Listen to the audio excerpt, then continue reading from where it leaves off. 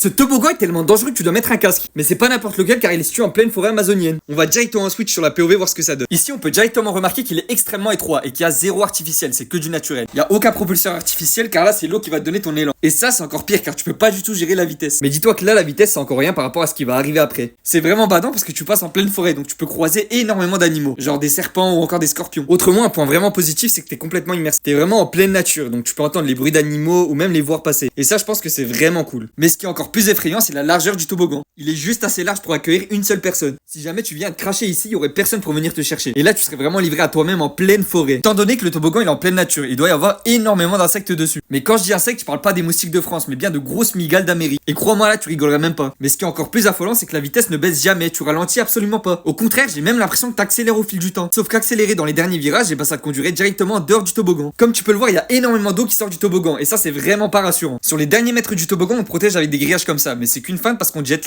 littéralement dans l'Amazonie.